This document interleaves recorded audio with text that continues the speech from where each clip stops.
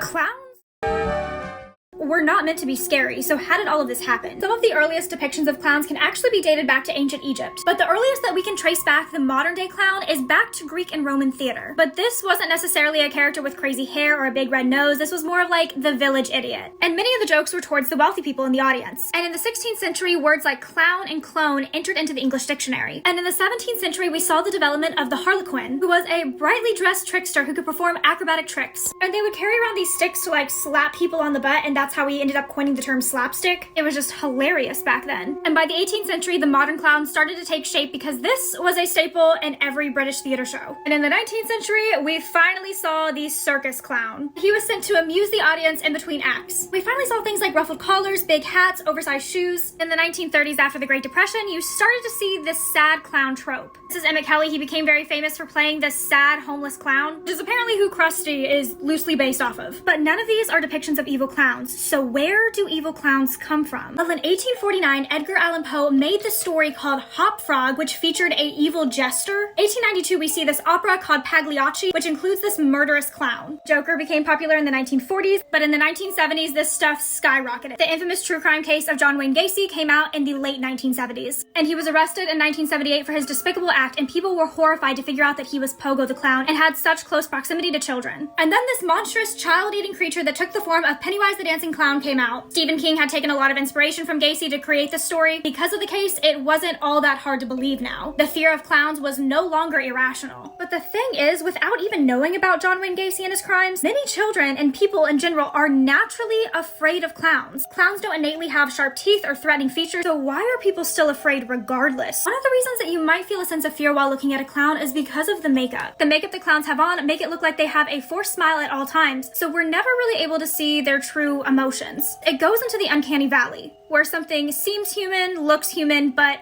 is not quite human. One Harvard Medical School psychiatrist even said that the distorted face of a clown reminds us of a decomposing body. If it's even possible to take it a darker step further, if a jester didn't make a king laugh, they were often mutilated back in the Middle Ages to make it look like they were smiling all the time. The rise of the 2016 clown panic did not help this at all.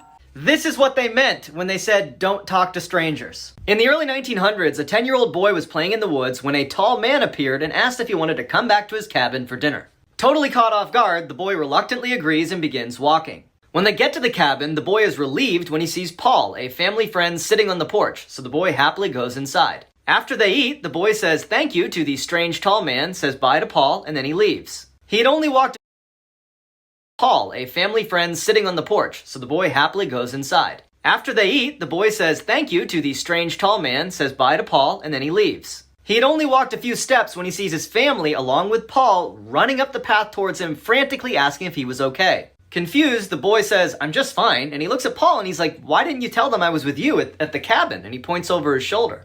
Paul glances over the boy's shoulder and then narrows his eyes and says, you were kidnapped by a cult 3 days ago. No one's seen you. Terrified, the boy turns around to look at the cabin he just came from, and it's gone. All he sees is a dark forest that stretches for miles. What if I told you guys that there's a haunted hotel that's filled with so many cursed objects that most people can't even spend the night? So picture this, you're Googling hotels that you want to stay at in Jefferson, Texas, planning a trip with friends or whoever. And you come across this hotel that has really quirky rooms, such as a room filled with dolls, a room with an underground speakeasy, a room that contains objects that looks like it's straight out of Five Nights at Freddy's, and so much more. And you think to yourself, wow, this looks cozy and comforting. So you go on your trip and you arrive at the hotel, but almost right off the bat, weird things start to occur. As you're looking at some of the objects around the hotel, your earring flies off your ear. As you back away to go back to your room, you see a shadow figure cross in the hallway. You then witness not only objects flying, but being catapulted through the air. And when you try to get away from all of it and go to your room for a night of peace, a mirror writes a message to you telling you to get out now. Well, this is just an average night at the historic Jefferson Hotel in Jefferson, Texas. And this is only a small fraction of the things that occur here. So how on earth did one place become filled with so much poltergeist activity? Well, the reason behind this haunting is absolutely shocking. Why is this place haunted by so many different entities? Well, this can only really be answered by its terrifying history. Well, the building was made in 1850 and it originally started out as a cotton warehouse. During its time as a warehouse, 2 children around the ages of 7 passed away inside the building. They are known as the Mill Children, and they now like to play pranks on guests and turn on and off lights and take keys. And while you might be thinking, oh, it can't get worse than children ghosts, not much long later it became a brothel. which you can only imagine the amount of deaths that happened during that. Allegedly, one of the women who worked in the brothel's son died in the bathtub. Okay, a bunch of my footage just deleted on me in the middle of filming this, but the room where the drowning occurred happened in the nautical room's bathtub. Also, while this place was a brothel, one of the girls was stabbed by their client in room 19. And she now will show up in the midst of showers or sometimes leave you messages on your mirror telling you to get out. But this is not even close to the only thing that happened in room 19. A woman by the name of Libby allegedly took her own life in here. This occurred after her husband left her at the altar. In the 1920s, the place later went on to become a speakeasy, and at some point had an Italian restaurant connected to it in which the cook was murdered, which explains all the activity in the kitchen. And if this history isn't enough to absolutely terrify you, the owners have collected thousands of their own cursed objects, from real human skulls to actual sarcophagi and even horror movie set props, essentially making this place into a playground for the dead. As time has gone on there, the owners have unearthed more and more mysteries about the place, including finding this little room upstairs. So the story is not over yet, and more reasons about why this place is so haunted is still yet to come. So just think of any situation in which you would have to sell your soul in order to have the body of an owl. I can't think of one either. So what exactly is an owl witch, and what are some of the theories behind them? So Robstown, Texas is a very small town in Texas, and whenever people started to report seeing this half bird, half human thing flying around, word traveled fast. And this caused people to, rightfully so, go a little crazy. It would sometimes be reported that it was a head of a human and the body of an owl, or that the head was an owl and there was other human-like features going on with the body. But it seems like people were just not taking it seriously enough until a couple of officers actually saw and made a report on this creature, saying that it was a giant bird with a human face and red glowing eyes. And after that, reportings of this thing just spread all over Texas. But the next reported sighting didn't happen until New Year's Day of 1967. Two girls by the name of Tracy Lawson and Jackie Davies were actually hanging out whenever Jackie saw that there was something flying overhead, and she grabbed her binoculars. And not even another week later, a man by the name of Alvarico Guajardo actually reported an alien-like creature slamming into the side of his trailer, and that it was like a bird, but not a bird. And another week after this, a guy by the name of Armando Grimaldi actually went outside to take a smoke break whenever he was dive bombed by the creature. And his injuries were so bad that he actually had to go to Wells County Hospital, and he reported that the thing had a gorilla-like face. And as more reports were made, it kind of went mainstream. It was on the Johnny Carson show, some people were spoofing it on TV. And then soon after, this thing weirdly appeared after a call to the police, but Captain Melvin Arnold said that this thing was all just a prank done by teenagers. Which is strange, but then the reports started to stop.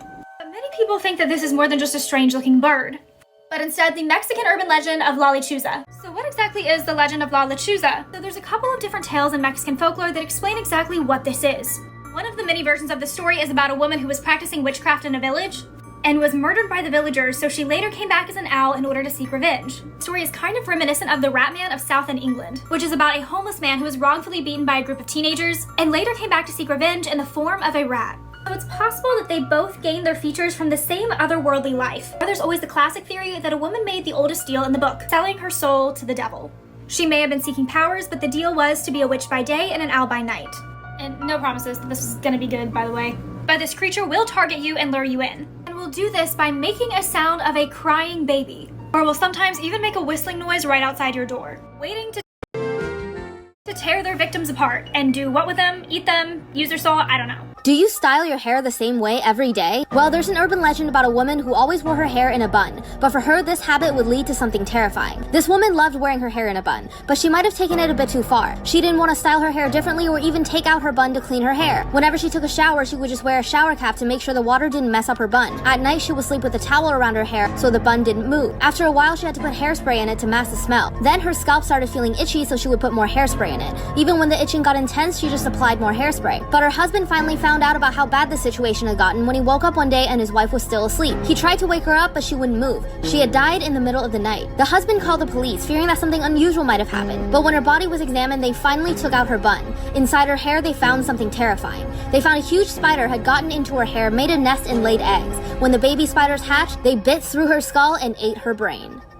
This is why you should never watch TV late at night. Once a mother and a father decided they needed a break, so they planned a night out together, and they left their 2 children with their babysitter at home. Everything was going good, the children were well behaved, and the babysitter was just sitting around while watching the kids, but eventually she decided that she wanted to watch some TV. It turns out she couldn't watch it downstairs because they didn't have cable downstairs, so she called the parents and asked if she could watch TV with the kids in their room upstairs. The parents agreed. They were about to hang up the phone when the babysitter had one final request. As she entered the parents' bedroom, she asked if she could cover up their large clown statue with a cloth or a blanket. She said it was making her very uncomfortable. The phone line went dead for a second. Then the mother said over the phone, "Take the children and get out of the house. We don't have a clown statue." As the babysitter turned around, she saw the corners of the clown's mouth widen into a smile. So someone impersonated my therapist and then came after me. So when I was 9 years old, my mother left me to pursue her dreams and discover who she was. And this was all because her therapist, Dr. Kathleen Porter, said that she couldn't be a good wife or mom unless she learned to put herself first. So after she left my dad, brother, and I, my dad stuck me with my first therapist. I would draw her pictures and she would always tell my dad what they meant. A dark sky meant I was sad, and a house with one window meant that I felt trapped. I only saw my mom a couple more times in my life, once when she was passing through Colorado to go to a motivational speaking conference. We met at a diner, she talked about herself. And another time after I graduated when I decided to visit her at her home in Tuscan. I had been struggling to hold on to relationships and I wanted an apology from the woman who abandoned me. And I thought if I got one, I'd be able to move on with my life, but my therapist warned me against this. So I went to confront her. But she just told me that she saved herself by leaving our family and was forever grateful to Dr. Porter. So since I didn't get an apology from her, I figured I would get an apology from a woman that I despise almost as much as my mother, Dr. Porter. She was still practicing. I had been keeping tabs on her for years. So I scheduled a session with her. I told her about my own mom abandoning me because she listened to a therapist and how much I struggled in my own life after that. She continued to remain expressionless and I got the feeling that she might be a sociopath. I noticed a "You Are Enough" tattoo on her wrist. And after a few more sessions of talking about this, I was hoping that Dr. Porter would catch on. So I decided that I was going to confront her. But when I sat down in her office next, there were some things that were a little bit different. Her skin was tighter, her voice was lower, and the whole office was a lot darker. She was even compassionate and reassuring whenever I brought up my mom, stating that a therapist should never tell a patient what to do. I wanted to scream, "Well, this was all because of you," but I could tell that something was different. And when she went in for a hug at the end, I noticed that her tattoo was gone.